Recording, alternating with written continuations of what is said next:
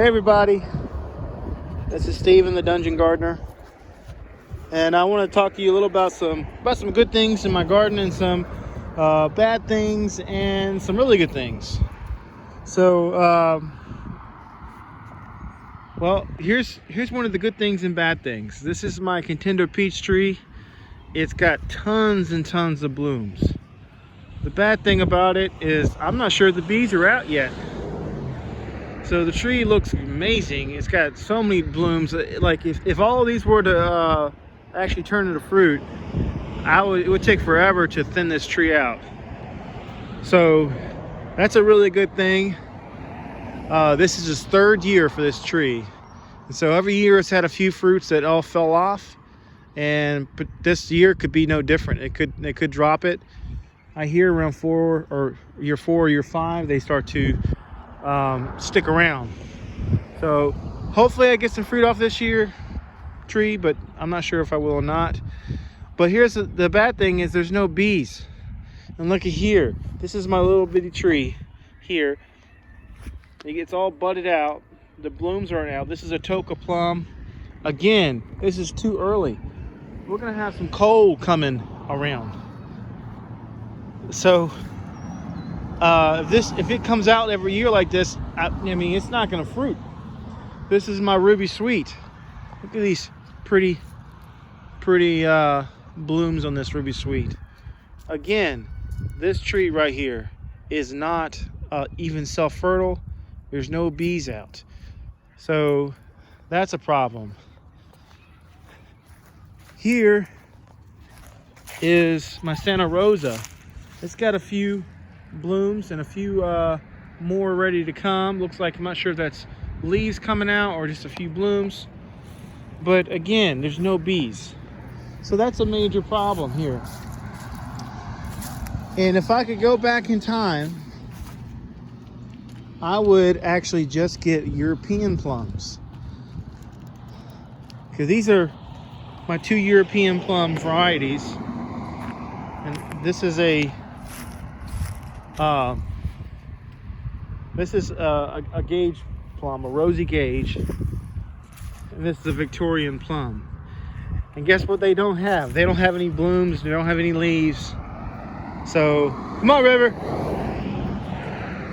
And so, I'm thinking that my zone 7B, don't go on that road. Don't go on the road. That it's just not the right weather for this. For these, I mean, come on, River, get away from the road. It's just not the right weather. So here's my fig tree. It's a brown turkey. I'm not sure if it survived the winter or not. I wrapped it. The problem is when it was really timed to be wrapping it, I did not wrap it because I had hurt my back. And so it was exposed to some cold, and so we'll find out if it all died. I see I unwrapped the very tip top right here, and I think this is dead. I think that's dead, but doesn't mean this is all dead. So we'll find out. We'll see. This is a brand new tree here. I don't even know how to pronounce it. It's a Itchy Kitchy Gyro persimmons. So me and my whole family, we planted this persimmons yesterday. I got it from Stark Brothers. We have one more persimmons coming. So this one is a non-astringent variety, so you can eat it like when it's orange but harder, eat like an apple, or you can wait till they're soft. And then later on I got a Nikita's gift coming, and that's just a astringent American Japanese hybrid, so that's not here yet. I got that one from Raintree. One of the things I did today was I added some mulch from my yard, homegrown, straight from grass clippings and leaf clippings, and I put it on the cherry tree. I'm hoping for a harvest this year. So this tree it's a bittersweet because it's such a pretty tree, and then the June bugs attack it. But I think the harvest actually will come before the June bugs even get here. Because 2 years ago I had cherries and they were delicious. And I think all these little things right here are flower buds. So I think most likely I'm hoping that we're going to have a harvest. I did make a mistake. I saw on YouTube that someone said put tape around the bottom of your tree to stop bugs. And I'm nervous that I messed it up because I pulled it off and I've injured the tree. It doesn't mean it's going to die. It just means that it's going to have a scab right there, and hopefully it'll heal itself. So hopefully no diseases will catch. And I put some natural fertilizers and obviously just the grass and stuff like that. The really good news is that me and my family, we are actually in talks of purchasing this lot right here. And I was misinformed of where my lot line was. There was trees along here already when I got here, and it was representing to me that that was the property line. Right here was an old peach tree that was not even looked after, and it had died very shortly afterwards. Lots of peach curl, and it just died. So I was told this was the line of trees that my property lay.